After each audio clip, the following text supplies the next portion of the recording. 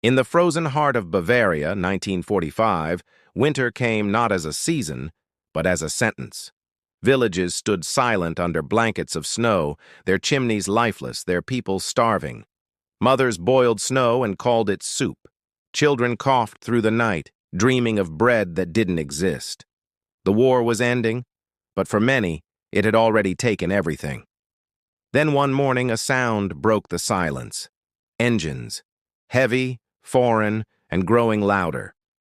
The villagers braced for soldiers, for punishment, not mercy. But when the olive trucks rolled into view, they carried no weapons, only boxes stamped U.S. Army rations. And in that moment, something impossible happened. The enemy brought food. The soldiers who had once bombed their cities handed blankets to their children. It was a meeting of hunger and humanity, a story of survival that defied hatred. And for one German mother and her son, it would change what they believed about monsters and mercy. If stories like this move you, stories that remind us how compassion can outlive war, then take a second to support this channel. Hit like, subscribe, and share this video so more people can discover the forgotten moments when humanity shone brightest in history's darkest hour. Now, let's go back to the winter when the enemy came bearing bread. The last winter of the war came like punishment. Bavaria lay beneath a skin of snow so thick it muffled even the sound of sorrow. The sky hung low, colorless, as though heaven itself had gone silent. Houses stood hollow, their windows broken like empty eyes. Smoke no longer rose from chimneys. The wood had long been burned, the warmth long forgotten. The world felt paused, caught between death and surrender. Children scavenged through the frost, their boots too thin, their bellies too empty to complain. Mothers pretended to cook, stirring snow and ashes, whispering lies that love could fill the pot. Every morning brought the same ritual of survival: melt snow, ration bread crusts, count the days since the last letter. Time no longer passed, it simply endured, like a candle burning without flame. In one dim house near the church, a woman named Martia wrapped her son in an oversized coat and prayed he wouldn't ask about his father again. The silence between them had its own language. The war had taken men, hope, and God in equal measure. It left behind women with trembling hands and children who looked older than their years. Even laughter had forgotten their names. When the wind came, it carried ghosts, voices from the front, the rumble of tanks, the echo of speeches once shouted with conviction. Now, only hunger answered back. The baker's wife was caught digging in the frozen earth for turnips. No one judged her. Desperation had erased the line between dignity and madness. She said she only wanted to see spring again. At night, the villagers huddled beneath the inn, candles trembling like frightened hearts. They spoke in whispers of rumors. The Americans were coming, they said, bringing either bullets or bread. No one knew which. Old Frau Weber crossed herself each time she heard engines in the distance. Her faith had shrunk to ritual, but it was all she had left to hold the darkness back. Children played war in the street with tin cans and sticks, shouting words they didn't understand. Their mothers watched from doorways, their faces pale, caught between pride and unbearable fatigue. The radio still hissed in the mayor's house, promising miracle weapons and final victory. No one listened anymore. The words felt like ghosts pretending to be alive. Snow covered everything: graves, gardens, dreams. The Reich was collapsing not with explosions, but with a quiet, starving sigh. The land itself seemed tired of carrying so much grief. Martia sometimes stared out the window for hours, tracing the white hills with her eyes. She imagined her husband walking home through the snow, boots crunching softly, arms full of bread. The vision always broke her. Her son, Emil, asked one night if their enemies had faces. She didn't know how to answer. Once she might have said monsters. Now she only said people. The word felt strange in her mouth. When she boiled water, she told him it was soup. When he slept, she whispered stories of summers past, of apples, of rivers, of laughter that once filled the walls. Each memory tasted bittersweet, like a sin. One morning she found frost blooming on the inside of the window, delicate as lace. Beauty was cruel that winter. It appeared only to remind them what warmth once felt like. And somewhere beyond the hills, engines rumbled faintly. Foreign, steady, and growing closer. Marcia stood at the door listening. The sound carried something she hadn't felt in months. Not hope, not fear. Something in between. Morning came gray and hollow, the kind of light that made everything look tired. Snowflakes drifted like ashes, landing on rooftops that had forgotten the scent of smoke. Hunger had become the village's quiet religion. Marcia's hands ached from cold. She knelt by the fireless stove, pretending warmth existed. Emil sat nearby, his cheeks pale, his fingers tracing patterns in the frost on the table. They spoke little. Words wasted energy. Outside, the street was a portrait of surrender. Women carried buckets to the frozen well, breaking the ice with axes too heavy for their arms. The sound echoed like distant gunfire, though no one flinched anymore. In what used to be the bakery, a woman named Herta mixed sawdust with flour, shaping loaves that fooled no one. She called them hope bread, and everyone knew it was a lie worth believing. Children roamed in search of anything edible, a frozen beet, a stray potato, even the carcass of a bird. Hunger had no pride left. It gnawed at everyone equally, noble and poor, believer and skeptic alike. The church bell, once the heartbeat of the village, hung motionless. Its silence spoke of funerals too many to remember. Each home became its own chapel of grief, each mother her own priest of endurance. Marcia still kept her husband's photograph near the bed. A young man in uniform, smiling like he didn't know the world could end. Emil often asked if he was still fighting. She only said, "Maybe." Rumors moved faster than mercy. Some said the Americans were near Augsburg. Others whispered that the Russians were closer. Between fear and famine, the villagers stopped choosing sides. They only wanted the noise to stop. At night, they gathered in the cellar beneath the inn, trading whispers instead of food.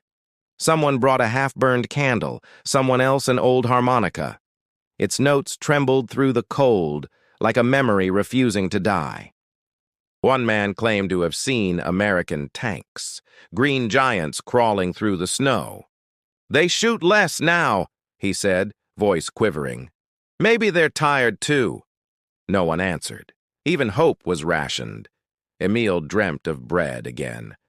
In his sleep, he chewed the air and smiled faintly. Marcia watched him, her heart breaking in silence. She would have traded every flag in Germany for a single loaf of rye. The baker's wife, desperate and thin as parchment, was caught digging for frozen turnips. When asked why, she said softly, "Because I still want to see spring." The words spread like gospel through the starving streets. A few men, too weak to fight, still wore their uniforms. They sat near the church steps, staring into the snow as if waiting for orders that would never come. Their medals glinted like small lies. Marcia tried to believe that hunger could not last forever, but each morning the mirror told her otherwise. Cheekbones sharper, eyes darker, lips cracked from whispering hope too often. Even faith was beginning to starve. In the evenings, smoke rose from one house, not firewood, but furniture. The villagers watched the flames and said nothing. They understood. When survival speaks, morality goes deaf. Emil found a broken toy soldier near the well. He carried it home like treasure, its arm missing, its face chipped. "He's still brave," he said proudly. Marcia smiled faintly. "Then maybe so are we." That night, the snow fell heavier than before. It covered the roads, the fields, even the graves, as if the world wanted to forget itself. Marcia lay awake, listening to the wind whisper through the cracks. And far beyond the forest, unseen but approaching, engines rumbled again, steady, foreign, inevitable. Somewhere between fear and faith, a question took root in her heart. Could kindness ever come dressed as the enemy? The morning began like any other, heavy and slow. Frost clung to every window, every broken fence, every memory. The silence was so deep it felt like the world had stopped breathing altogether. Marcia stood at the doorway, wrapped in her threadbare shawl, watching the gray horizon. The snow whispered beneath the wind, and every sound, even the creak of wood, felt sharper, more dangerous. Emil pressed his nose to the glass, his breath fogging the frozen pane. He traced a tiny circle with his finger, peering out toward the road. His eyes were full of questions he didn't ask. Then it came. A low, steady rumble, faint at first, like distant thunder beneath the snow. Marcia stiffened. She'd heard engines before, but not like this. This sound was heavy, disciplined, alive. Other villagers stepped from their doorways, faces pale against the winter sky. One woman crossed herself, another whispered a prayer. The air thickened with something more potent than wind, the scent of arrival. Children froze mid-play, tin cans dropping into the snow with dull thuds. An old man leaned on his cane, listening. No one spoke. Even hunger itself seemed to hold its breath. Frau Weber was the first to say the word. Amerikaner. Her voice cracked on the last syllable, breaking the fragile stillness. The name carried both warning and promise, like a match struck in the dark. Mothers gathered their children, dragging them inside. Doors creaked shut, curtains were pulled. A few men still wearing torn uniforms stared toward the hill with empty, hollowed-out defiance. They had no bullets left, only pride. The rumble grew louder, more insistent. Snow shivered on rooftops as the vibrations reached the heart of the village. Dogs barked nervously, their voices bouncing between houses like echoes of old fears. Marcia held Emil's hand tightly, her pulse thudding beneath the layers of wool. She'd spent years fearing the enemy's boots. Now they were coming not through the sky, but rolling across the earth itself. The first shape emerged through the curtain of snow. A dark green truck, its headlights dim behind a veil of flurries. Another followed, then another. A convoy, crawling like a steel serpent down the hill. The American flag, torn but unmistakable, flapped on the lead vehicle. For the villagers, it was a symbol they'd only seen on leaflets and rumors.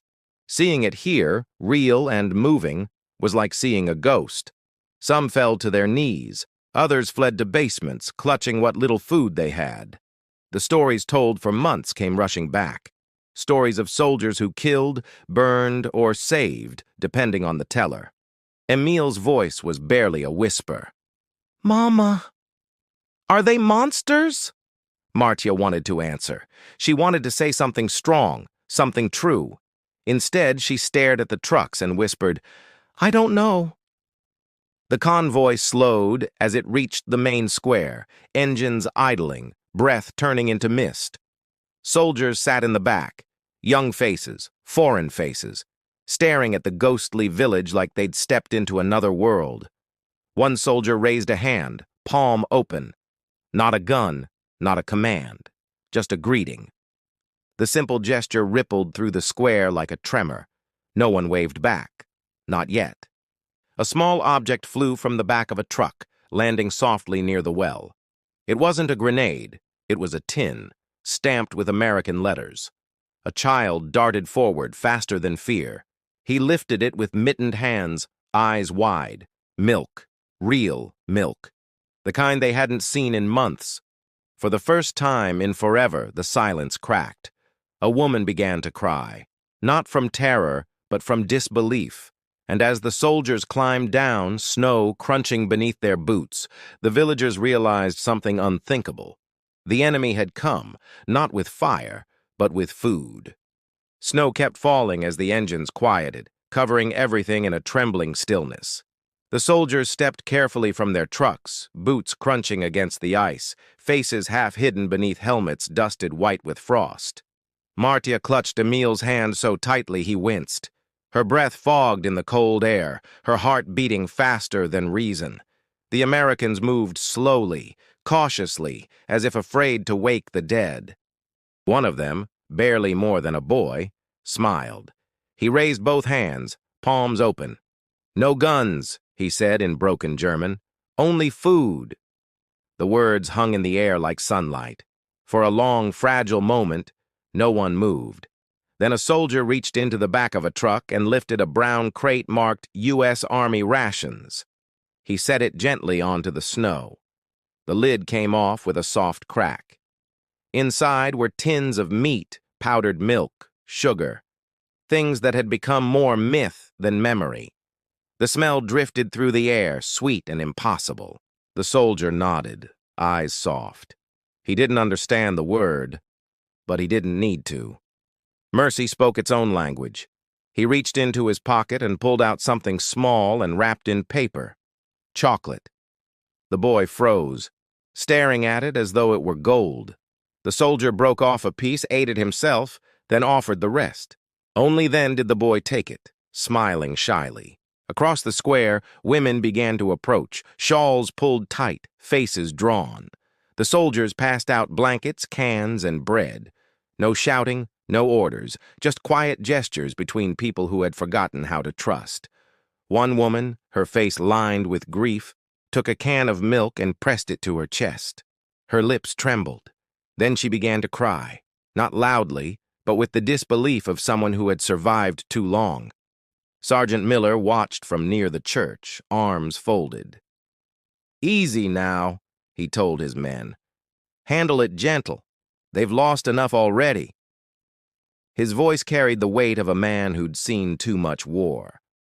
Private Ray Thompson, 19 and tired, caught Marcia's gaze. Her eyes were wary, her son's wide. He stepped closer, holding out a folded blanket. "Warm," he said simply.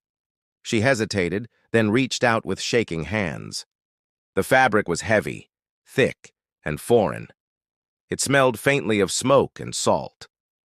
Marcia pressed it to her chest, feeling heat seep through her fingers. For the first time in months, something inside her unclenched. Emil watched, clutching his can of milk like treasure, his cheeks flushed pink from the cold and excitement. "Mama," he whispered, "are they angels?" She looked at the soldiers, boys with tired eyes, and whispered, "No, just men." As more crates were unloaded, laughter began to rise, thin, uncertain at first, then real.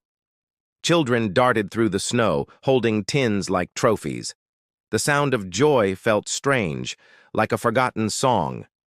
A soldier near the truck began to play a harmonica, the notes soft and wandering. The tune drifted over the square, mixing with the smell of cocoa and fresh bread. For once, the air didn't feel heavy. Miller looked around, voice low. "You see that, Thompson?" The young soldier nodded, still watching Marcia and her boy. "Yeah, Sarge," he murmured. "Guess this is what winning's supposed to look like." By dusk, the fires flickered, casting golden light against the snow. The villagers and soldiers sat together, not as conqueror and conquered, but simply as people warmed by food, music, and the fragile beginning of forgiveness. And as the stars rose over the white roofs, Marcia whispered to herself, "They brought us bread." The words were simple, but in that frozen village they felt like the start of a new world. The next morning, the snow glowed pale blue beneath the first light. Smoke rose from chimneys again, not from burning furniture, but from small stoves lit with American fuel. Life stirred cautiously, afraid to believe in warmth. Marcia woke to the sound of distant laughter. It was foreign, rich, almost musical, the laughter of men who weren't starving. She wrapped the American blanket around her shoulders and watched the village come alive. The soldiers were still there, unloading the last of their supplies. They worked quietly, sleeves rolled up, steam rising from their breath. The villagers gathered nearby, half curiosity, half gratitude wrapped in lingering suspicion. Sergeant Miller oversaw everything with calm precision. "Stack the crates near the well," he told his men. "Let them see it's for them. Not charity, survival." His words carried the weight of decency learned through war. Private Ray handed out cans to a group of women. When one hesitated, he smiled and said softly, "For the children." His German was clumsy, but his tone was unmistakable, gentle, not superior. The woman bowed her head, taking it with trembling fingers. Her lips moved silently, a prayer perhaps, or an apology to herself for accepting kindness from an enemy. Ray pretended not to notice. Nearby, two older men stood apart, arms crossed, expressions stiff. Their faded armbands betrayed a loyalty that hadn't yet died. "They make us beg," one muttered. "They feed us so we forget who we were." Marcia overheard him, the words stinging. Pride and hunger wrestled inside her chest, but then she saw Emil sipping warm milk beside the fire, cheeks flushed pink, and the argument lost all meaning. Sergeant Miller noticed the tension. He approached the men, unarmed, calm as still water. "We're not here to humiliate you," he said quietly. "We're just trying to stop people from dying." They said nothing, but neither turned away. For the first time, the Americans ate alongside the villagers. Their field kitchen hissed with the sound of stew bubbling over fire. The scent was rich, meat, potatoes, something faintly sweet. An aroma of peace disguised as food. Children lined up with tin bowls, giggling nervously as soldiers ladled portions. Martia waited her turn, eyes lowered. When Ray filled her bowl, he added an extra ladleful. "For the little guy," he said, smiling toward Emil. She met his gaze for the first time, searching for mockery and finding none. "Danke," she whispered, her accent fragile. He nodded. "You're welcome," though she didn't understand the words, only their warmth. Later, as they ate, a strange quiet settled over the square. Steam rose from bowls like incense. Laughter mingled with the harmonica's low tune, echoing off the church walls that once rang with sermons of hatred. Frau Weber clapped along to the music, her wrinkled hands glowing in the firelight. "They don't look like devils," she said softly. "Maybe devils can be kind too." The others laughed, half believing it, but not everyone was ready to forgive. At the edge of the square, Kruger, the former party official, watched in silence. His jaw clenched as he muttered, "They win by feeding us." The bitterness in his voice tasted old. Ray caught his eye but said nothing. Mercy, he realized, was heavier to carry than a rifle. You couldn't aim it, couldn't control it. You could only offer it and hope it was received. As night fell, the snow began again, soft and unthreatening. The soldiers packed their supplies, promising to return. Martia watched them leave, feeling a weight she didn't understand, gratitude mixed with guilt, relief colored by shame. When the last truck disappeared into the dark, the village stood quiet once more.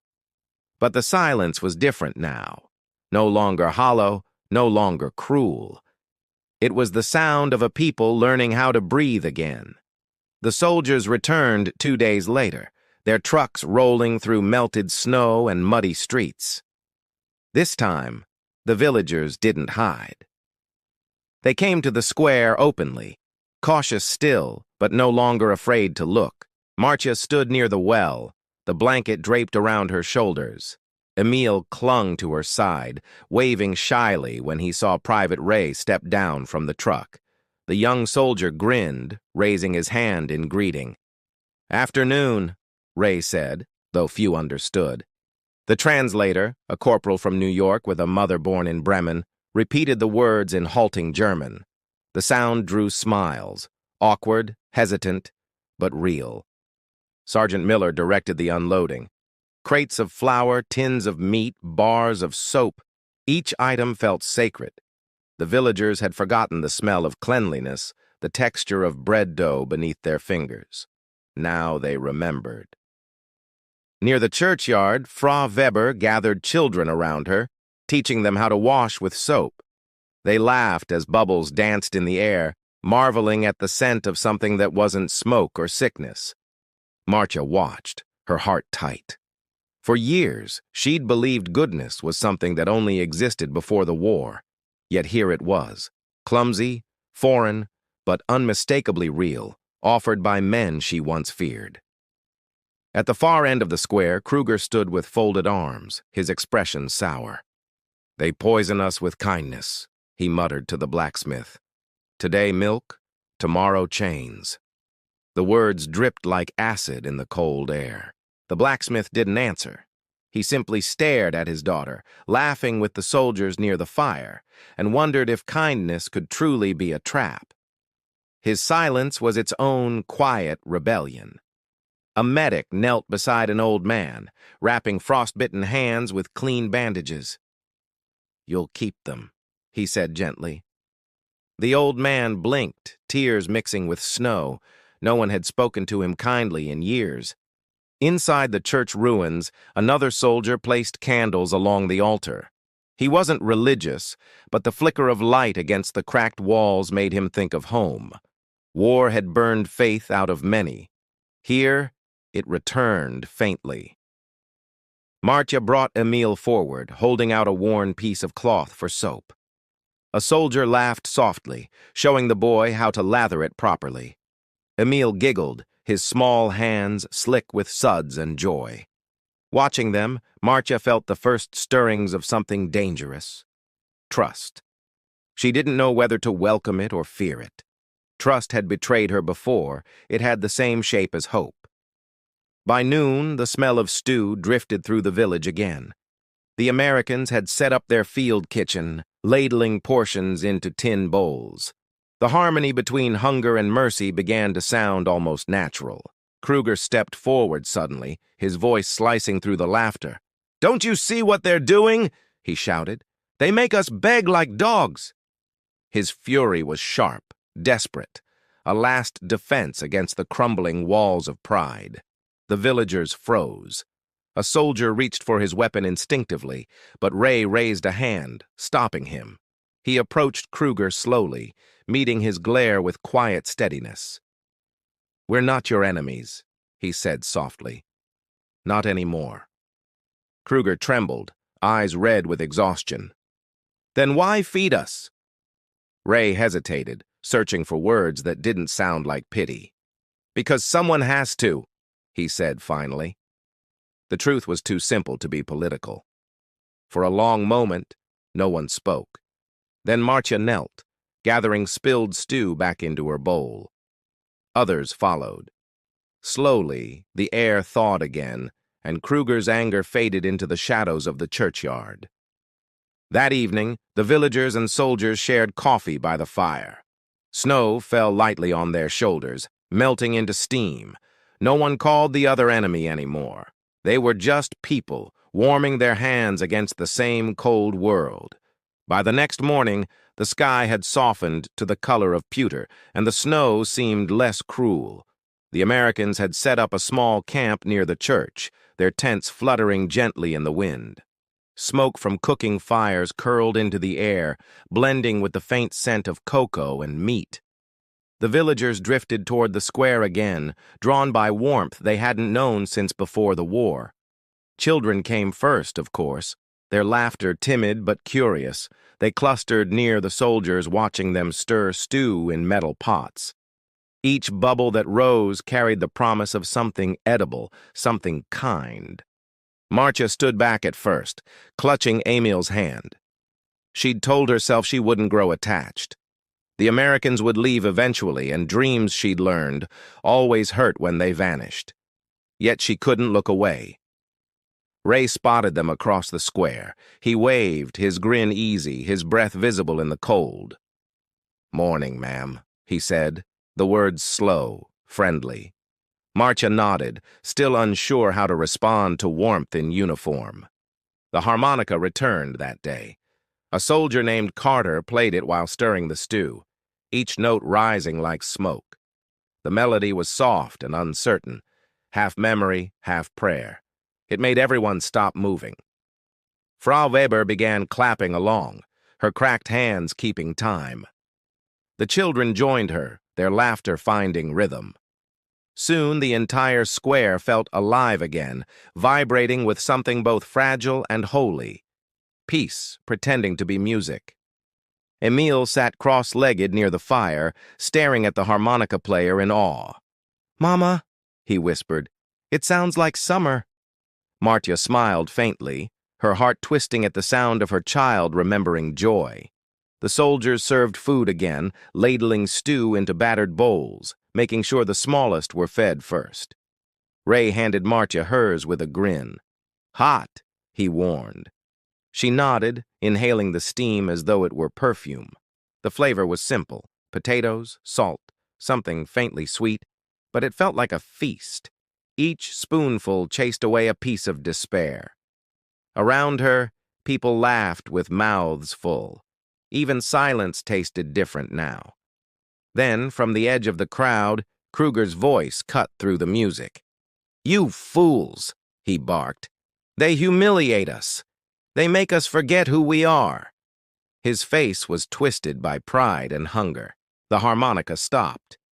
Every head turned. Marcia's stomach knotted. The air itself seemed to freeze. A soldier near Ray reached for his rifle, but Ray stopped him again, stepping toward the furious man with calm eyes. "Sir," he said gently, "we're not here to hurt anyone." Kruger's breath came in ragged bursts. "Then why feed us?" Ray hesitated, then said quietly, "Because someone should have fed us too." His voice cracked slightly, honesty disguised as compassion. The words landed heavier than bullets. Kruger's anger collapsed into exhaustion. He sank to his knees, staring at the spilled stew melting into the snow. No one spoke. Mercy filled the silence like a ghost refusing to leave. Marcia moved first. She picked up Kruger's empty bowl, wiped it clean, and filled it again. "Eat," she whispered, her voice steady. He looked at her, trembling, and took it without a word. The harmonica started again, softer this time, slower. The melody drifted like forgiveness through the air. People began to breathe normally again. Laughter returned, uncertain at first, then stronger, richer, warmer. By dusk, the firelight glowed against the walls of the ruined church.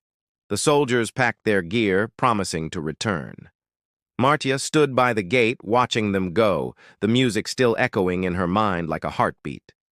That night, as she lay beside Emil beneath the American blanket, she whispered, "They came with fire and song."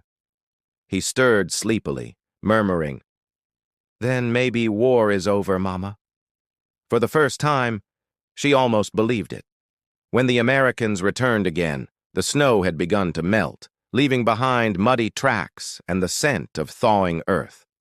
Spring was still hesitant, but its promise hung faintly in the cold Bavarian air. The convoy carried more than food this time. There were boxes of pencils, paper, and small bars of soap wrapped in brown paper, things that seemed ordinary once, but now felt like treasures pulled from another world. Marcia stood among the villagers as the trucks arrived. Emil waved frantically, and Ray laughed, jumping down from the back with his usual grin. "Afternoon," he said, his accent turning the word into music. Sergeant Miller followed, a cigarette between his teeth. "News from headquarters," he called to the translator. "It's official. The war's over." The translator's German was rough, but the meaning hit like thunder. The war was over. No one cheered. No one moved. For a moment, the village held its breath, unable to imagine life without fear. Peace sounded like a rumor too fragile to trust. Marcia gripped Emil's hand. Relief felt strange, heavy and light at once. The idea that bombs would never fall again was almost terrifying. They had learned to live beneath them. Now, what came next? Ray handed out supplies quietly, avoiding celebration. "Peace ain't easy," he muttered to Miller. "It's just another kind of fight." The sergeant nodded, his eyes on the silent crowd. "Maybe the hardest one." A child's voice broke the stillness. Emile, standing by the fountain, began to hum the tune from the harmonica. Others joined in, haltingly at first, then louder, until the whole square was singing. The song carried no words, only sound, a language everyone understood. It wasn't victory. It wasn't mourning. It was survival finding its voice. Even the soldiers stopped to listen. When the music faded, Ray approached Marcia with something small wrapped in brown paper. "For you," he said. She blinked, surprised. He nodded toward it. "From someone back home." Inside was a folded letter written in careful German. The translator read aloud, "The war is over. Build again. Teach your children to be kinder than we were." It was signed, simply, "An American Mother." Marcia pressed the letter to her chest, her throat tightening. She didn't know this woman, yet the words felt like a hand on her shoulder, steady and warm. Tears blurred the page into watercolor. Ray watched quietly, unsure what to say. Marcia looked up and whispered, "Tell her, thank you." The translator relayed the words, and Ray nodded, blinking hard against the sting of emotion he couldn't hide. The soldiers set up a small fire that evening. Coffee brewed, its smell filling the air like nostalgia. Villagers gathered close, sipping from tin cups, trading smiles instead of sentences. For once, silence felt full. One soldier sketched portraits with charcoal. Children, mothers, faces caught between past and future. When he handed Marcia hers, she gasped softly. The drawing showed not exhaustion, but strength. "You look alive," he said. The night deepened, stars emerging above the broken church spire. A soldier began to hum a hymn, low and steady. The villagers joined in, their voices blending with the crackle of fire. Across the square, Kruger stood alone, his shadow long in the flickering light. The armband was gone, but bitterness lingered. Marcia passed him on her way home, pausing. "You were wrong," she said quietly.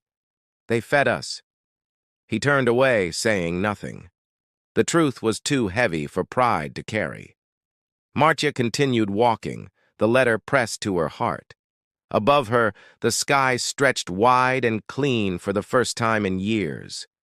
That night, as she tucked Emile beneath the blanket, she whispered the letter's final line again. "Teach your children to be kinder than we were."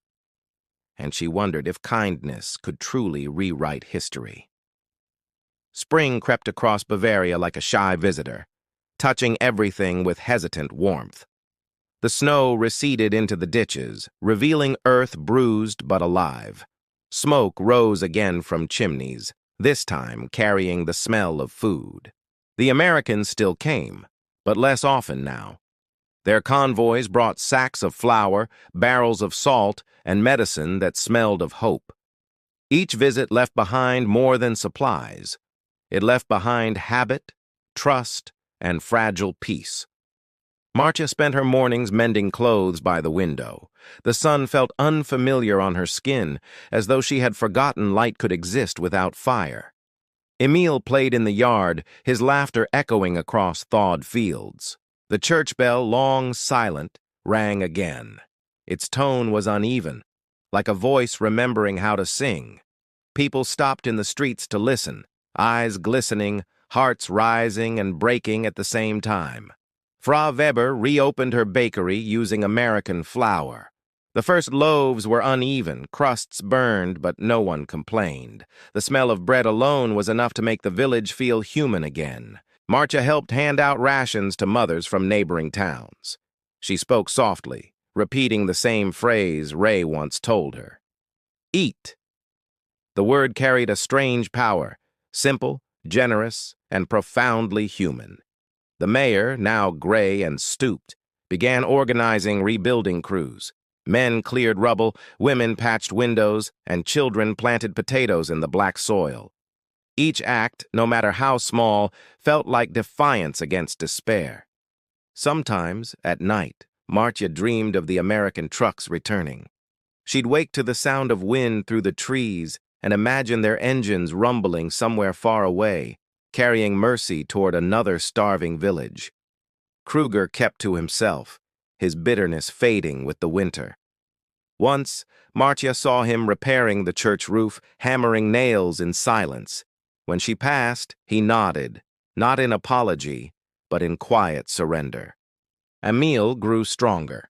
His cheeks filled out, and his eyes no longer carried that distant, hollow look. He'd learned a few English words, proudly calling every soldier friend, no matter who they were. One afternoon, Marcia joined the volunteers distributing aid. The sky was pale blue, clouds drifting like ash turned soft. She smiled as she handed out bread to a line of women, realizing she no longer felt foreign to happiness. The Americans began helping rebuild bridges and schools. They worked beside the villagers, laughing, sweating, sometimes even singing. For once, labor wasn't punishment. It was communion, a language older than war itself. Emil found a harmonica one of the soldiers had left behind. He carried it everywhere, blowing uncertain notes that wobbled and wheezed. The tune was imperfect, but every sound made people smile. On Sundays, Marcia left a small loaf of bread near the church door for anyone hungry. It became her ritual, her quiet way of repaying what could never truly be repaid. As summer deepened, wildflowers pushed through the cracks in the old cobblestones. Children chased each other in fields once scarred by shell fire. The world was healing, unevenly but earnestly, like a wound learning to close. At night, Marcia sometimes stood outside, staring at the stars. She would whisper a name, not her husband's, not God's, but a word she still struggled to believe in. Peace. It felt strange, but it stayed. The Americans came one last time that season. Ray stepped down from the truck, smiling when he saw Marcia. "You're rebuilding," he said. She nodded. "We're trying." He grinned softly. "That's all any of us ever do." When the trucks left again, the dust rose behind them like a fading memory. The villagers stood watching until the road turned empty. For the first time, the silence that followed didn't feel like loss. It felt like beginning. Emil grew tall and strong, his once hollow cheeks replaced by color. He went to school in a rebuilt classroom with glass windows and new books. Gifts from men who once wore foreign uniforms. Marcia grew older, her hands lined from work, but steady again. She still kept the olive-green blanket folded neatly at the end of her bed, a relic of the winter that changed everything. Each spring, she planted potatoes behind the house. The soil, once frozen and lifeless, now yielded easily. Every harvest felt like a small miracle, proof that hope could take root even in ruined ground. On Sundays, the church bell rang steady. The sound carried across the valley, warm and alive. It was no longer a call to endure, but to remember. Softly, gratefully, without bitterness. Emil loved stories, and Marcia told him the same one every winter. The story of the trucks, the soldiers, and the can of milk that saved a village from silence. He never tired of hearing it. "Were they heroes?"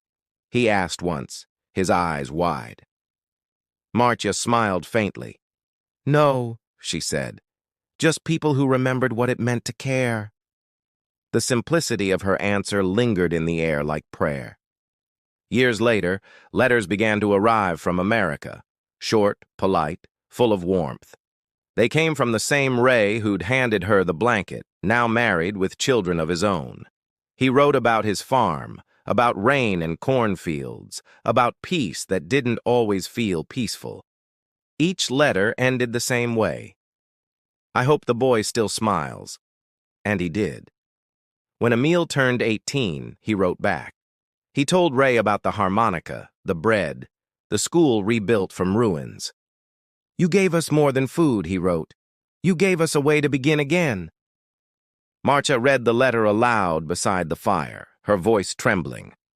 She thought of that first day in the snow, fear, hunger, disbelief, and how mercy had entered quietly, without fanfare, without uniform glory.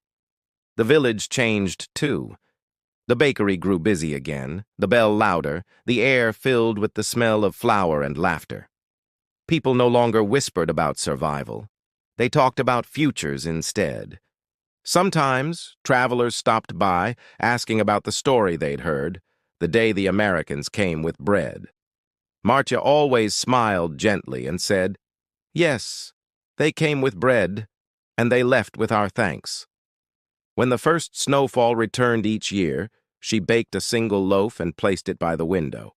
A tradition, she said, for the soldiers who shared theirs when the world had forgotten how to share. One evening, as twilight bled into gold, Emil asked softly, "Mama, do you think they remember us?" Marcia smiled, tracing the edge of the old blanket. "Maybe," she said, "but remembering isn't just theirs. It's ours too." Years later, when Marcia passed, Emil found the letter from the American mother carefully folded inside a tin box. The paper was fragile, but the words were still strong. "Teach your children to be kinder than we were." He framed it above the kitchen table, where sunlight fell each morning. Whenever his own children asked what the war had taught them, he pointed to the letter and said, "That kindness outlasts everything else." And every winter, when snow blanketed the village once more, the people still told the story, not of soldiers or battles, but of mercy that crossed enemy lines, the story of bread that endured.